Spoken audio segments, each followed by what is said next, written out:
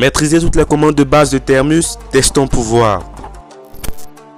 Tous, moi c'est Johan Hack et bienvenue dans la Matrice. Aujourd'hui, on enchaîne la première vidéo des séries des 10 vidéos sur comment devenir hacker professionnel avec Termus. Et aujourd'hui, on va voir les bases du système d'exploitation de Termus, comment ça fonctionne et comment l'utiliser. Alors, assieds-toi confortablement, ça commence tout de suite.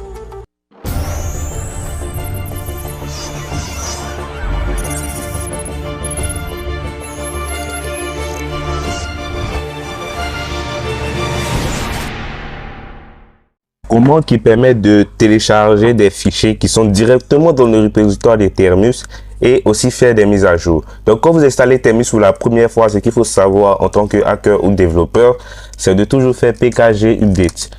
Pourquoi? Parce que pkg update va directement faire la mise à jour automatique de votre terminal et ainsi télécharger tous les paquets nécessaires à Termus. Donc, une fois que vous avez fait pkg update, vous allez installer les nouvelles mises à jour, les nouveaux paquets qui sont disponibles sur Termus. Donc, pour les appliquer, là, on a juste téléchargé, on n'a pas appliqué. Donc, pour les appliquer, c'est là qu'on utilise la commande pkg update. Upgrade, plutôt, excusez. Donc pkg upgrade, lui ici, il va venir confirmer les mises à jour et les appliquer, c'est-à-dire il va venir maintenant les télécharger définitivement dans Termus. Une fois qu'on a fini de faire pkg update, pkg upgrade, on va utiliser pkg install. La plupart du temps, vous voyez dans certaines vidéos, on fait pkg install. Je vais nettoyer un peu pour que vous voyez. Donc dans la plupart des vidéos, nous faisons pkg install et le nom du module. Donc le pkg ici c'est package, donc package install. Donc le paquet à installer et ensuite on va mettre un espace et on va donner le nom du paquet. Donc ce sont des paquets qui sont directement disponibles depuis Termus. Donc par exemple, un exemple simple comme JIT. Donc JIT est directement dans les répertoires de Termus. Donc je n'ai juste qu'à faire pkg ici pour dire package install, package installé plus le nom du package qui est JIT. Je pourrais aussi bien faire la même chose pour Python ou PHP parce qu'ils sont directement dans les repositoires de Termus. Donc là, on va lancer avec PHP et il va commencer à installer PHP. Donc ensuite, nous allons voir l'installation de fichiers qui ne sont pas disponibles dans Termus. Beaucoup d'entre nous ici peuvent utiliser des outils qui ne sont pas disponibles directement dans Termus, comme par exemple Lincook. Donc excusez-moi, je vais faire quelque chose.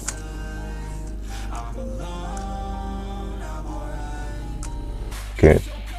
Donc là par exemple, supposons que on parte sur Google. Supposons qu'on ait rendez-vous sur Google ici et qu'on veut télécharger un outil qui n'est pas dans Termus mais qui est sur GitHub. C'est ce qu'on appelle les tools. Donc les tools, ce sont les outils qui ne sont pas sur Termus mais qui sont disponibles sur GitHub et qu'on va télécharger. Mais qu'est-ce qu'on va télécharger au fait qu'on fait git clone? C'est-à-dire qu'on vient, c'est juste ça qu'on va télécharger, c'est-à-dire tout ce que vous voyez, les dossiers et les fichiers, c'est ce qu'on va télécharger. Donc pour les télécharger, qu'est-ce qu'on fait? On va juste cliquer sur le lien et copier le lien. Une fois que le lien est copié, vous retournez à Termus. Vous retournez à Termus et là maintenant, vous n'avez plus qu'à enclencher la commande pour copier les dossiers. Donc la commande ici pour copier, la plupart du temps, d'abord vous devez installer JIT. Donc JIT est un outil propre à Termus. Donc ce qu'on va faire, on va faire pkg, donc package install. Donc le package est installé plus le nom du package ici qui est JIT. Donc JIT, il gère tout ce qui est téléchargement de fichiers via GitHub qui utilise plutôt JIT. Donc là, on va lancer et il va commencer à installer JIT directement dans notre terminal. Une fois qu'il a fini d'installer JIT, on peut maintenant utiliser le JIT clone. Donc le JIT clone est une commande propre à JIT. Sans JIT, il n'y a pas de Git clone. Donc pour télécharger maintenant Leancook depuis GitHub, on va faire Git clone. Donc là ici c'est comme si on aura Git clone plus le nom du chemin GitHub, c'est-à-dire le lien GitHub. Donc Git clone https et Jack Julie. Donc qu'est-ce qu'on dit ici? On dit ici on prend la faculté, on appelle Git ici. On appelle Git et on lui dit de cloner le repositoire suivant. Donc il va cloner le dossier et les fichiers du repositoire. Et qu'on va le lancer, bien évidemment, il va télécharger tous les dossiers. Donc là, on va nettoyer un peu. Et là, quand on va faire ls, on pourra voir que ici, on a Leancook qui est installé. Donc pour installer des outils qui ne sont pas directement dans le repositoire de Termus, on fera Git clone et aller chercher le lien sur GitHub, ou encore on fera pkg install s'ils sont dans la distribution de Termus. Termus a des commandes propres à elle, des commandes du terminal shell, c'est-à-dire des commandes Linux. Par exemple, nous allons commencer par la première commande dans l'ordre en tout cas de fonctionnement, qui est ls. Donc ls, qu'est-ce qu'il permet de faire? Ls, c'est lister tous les fichiers. Donc quand tu mets ls sur un terminal Linux, que ce soit Kali Linux ou Termus, tu veux lister tous les fichiers du répertoire présent. Donc là, on est dans le répertoire home de Termus. Donc là, on va lister tous les fichiers qui sont dans ce répertoire. Donc on va faire ls et quand on va lancer, il va nous donner les fichiers et les dossiers qui sont dans le répertoire. Comment on fait pour reconnaître les dossiers? Les dossiers sont ceux qui sont en couleur, c'est-à-dire qui n'ont pas d'extension. Donc les dossiers sont storage ici, utile, Termus et autres. Et comment on fait pour reconnaître les fichiers? Les fichiers, c'est ceux qui ont des extensions, donc rad.py, node.js et autres. Ensuite, après avoir fait ls, il y a une autre commande qui permet de se déplacer d'un dossier à l'autre. On appelle la commande là chemin vers dossier, mais qui est simplifiée par l'acronyme cd. Donc cd ici va nous permettre de naviguer d'un dossier qui est dans le répertoire présent.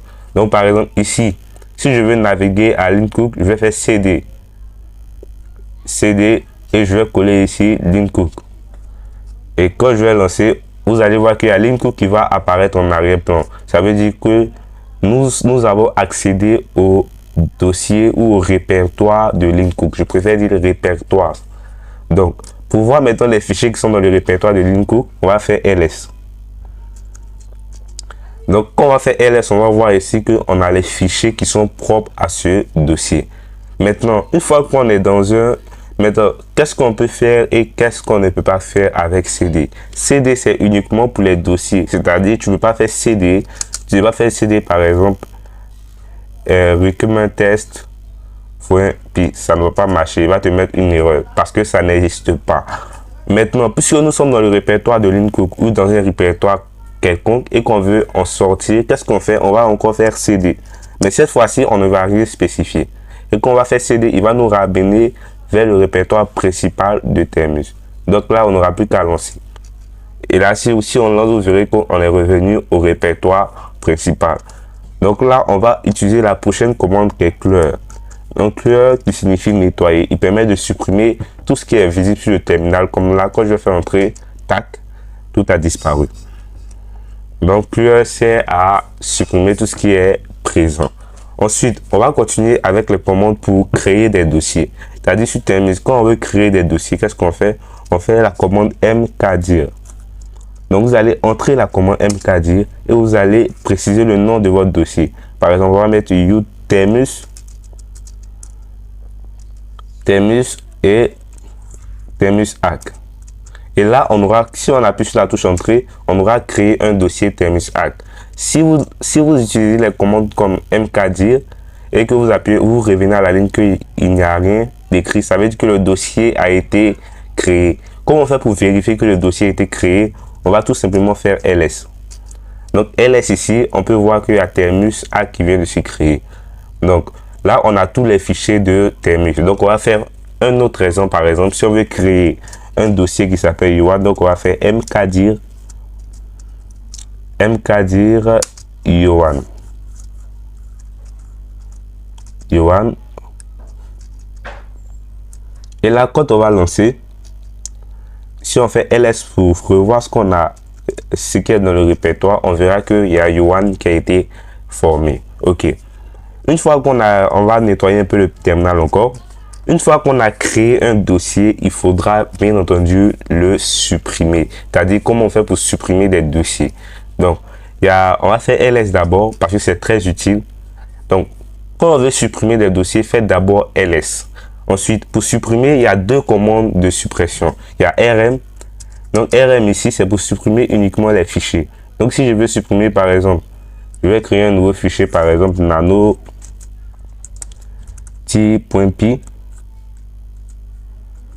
Et je vais lancer.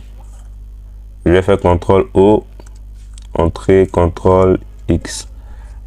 Donc là, si je fais ls, on peut voir que... Oh, je me suis trompé, excusez. Donc, ls. Donc là, si on fait ls, on peut voir ici qu'on a t.py qui s'est formé. Si on veut supprimer t.py, comment on fait? On fait tout simplement rm. Vous faites rm et vous faites espace, vous prenez le fichier que vous voulez supprimer et vous venez le coller à la suite. Et directement, vous appuyez entrée. Et là, si on fait ls, pour revoir le répertoire principal où on est, parce que ça dépend de notre position, on verra que on ne voit plus ici le fichier qu'on a supprimé. Pour supprimer un dossier aussi, on va faire la même chose. Mais sauf qu'on va ajouter une autre balise en plus. Donc, pour supprimer un fichier, il faudra faire rm. Ensuite, espace et puis maintenant rf. Donc rf ça veut dire quoi? Rf ça veut dire référentiel. Donc c'est-à-dire supprimer le référentiel suivant. Donc Yohan. Donc qu'est-ce qu'on va faire ici? On va supprimer à la fois les fichiers et ici le dossier complètement. Et là qu'on va lancer, si on fait ls encore une fois, vous voyez qu'on ne voit plus Yohan. Donc, je crois que on a fini avec les commandes pour supprimer. Donc, on va faire clear. Passons maintenant à la commande pour créer un nouveau dossier, pour créer un fichier vide. Pour créer un fichier vide, c'est-à-dire un fichier qui ne contient rien, pour créer un fichier vide, vous pouvez faire touche. Vous faites juste touche. Voilà, on a oublié le... Vous faites touche, vous mettez le nom du fichier. Donc on peut mettre traite ray.txt.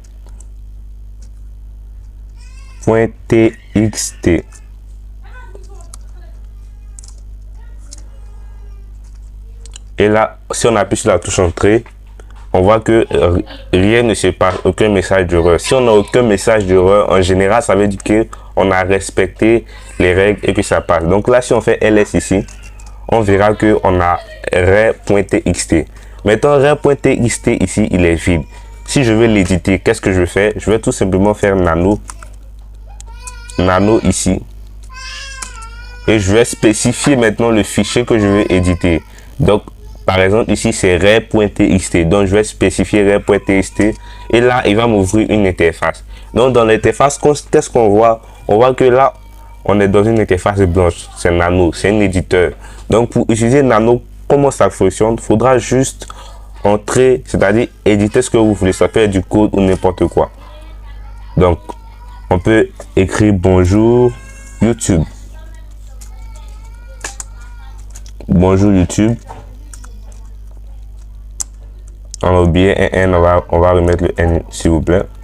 Bonjour YouTube. Maintenant, comment on fait pour sauvegarder? Pour sauvegarder, vous allez appuyer ici sur le bouton contrôle et vous allez ensuite appuyer sur O. Donc, quand vous allez cliquer sur O une fois, vous allez voir Why to fill ray.txt. Donc là, qu'est-ce qu'il faut faire? Il faut appuyer sur la touche entrée, c'est-à-dire aller à la ligne pour sauvegarder. Quand vous appuyez sur entrée, il a sauvegardé. Maintenant, pour sortir de là, maintenant, vous faites CTRL. Encore une fois, vous appuyez sur le bouton CTRL et vous faites X. Et là, vous allez sortir. Maintenant, comment on fait pour lire ce qui est à l'intérieur du fichier red.txt sans pourtant l'éditer. Donc c'est pour ça qu'on va utiliser la prochaine commande qui peut permettre de lire les fichiers, qui est celle-là qui est cat.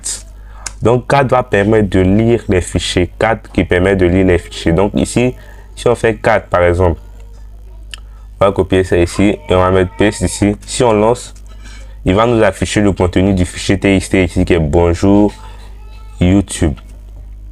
Là on est d'accord, il n'y a pas de gros délire dessus. Donc on va continuer.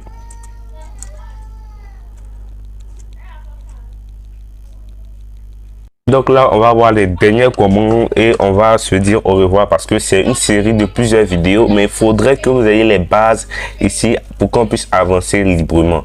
Donc là, on va continuer avec la commande pour copier, par exemple. On va faire ls d'abord. On va faire ls. Supposons que je veux, supposons que on veut accéder à Lincook. On est dans Lincook. Donc on va faire cd Lincook. Et maintenant dans Lincook, on va faire ls pour voir, on va faire clear. Ensuite, on va faire ls et on va supposer que dans Lincook ici, on veut copier le fichier c2.py vers un autre répertoire ou vers le répertoire de Termus. Donc pour cela, qu'est-ce qu'on fait? On utilise la commande cp. Vous allez faire cp qui veut dire copier. Cp, vous allez mettre le fichier que vous voulez copier, par exemple ici, paste. Voilà. Et là maintenant, vous faites un espace.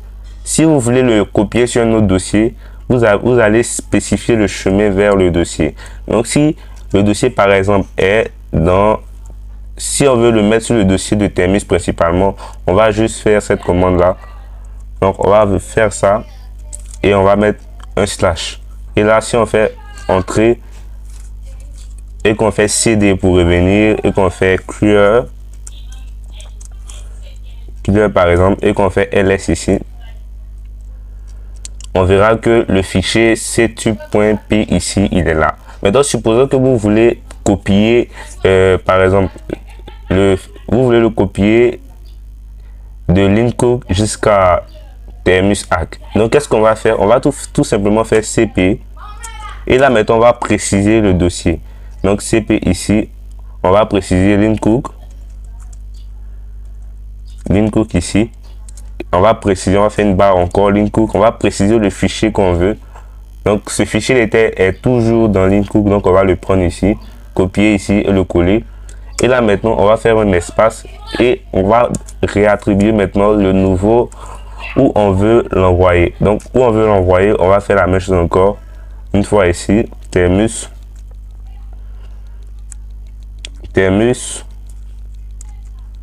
slash. Faire très attention au Termus slash hack. Voilà. Et là, normalement, on va ajouter les petites accolades derrière. Donc, on va faire la même chose pour Lincook ici. Pour spécifier qu'on est dans le chemin principal. Et là, on va appuyer sur entrée. Et là, si on fait cd Termus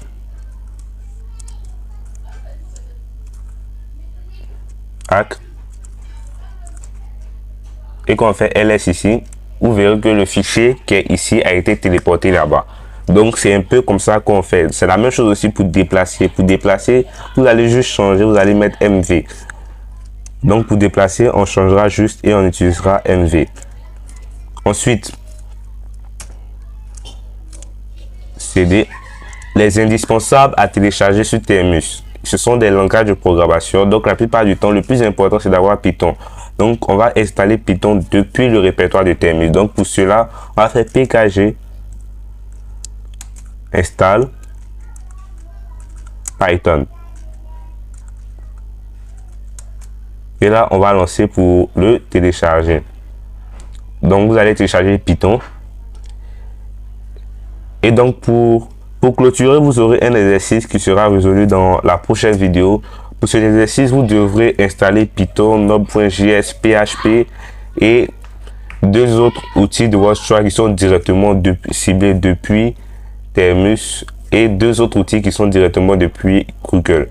On se retrouve pour la phase 2 où on verra comment analyser Terminus pour pouvoir utiliser les outils. Comment on choisit les outils qu'on veut utiliser en fonction de nos besoins.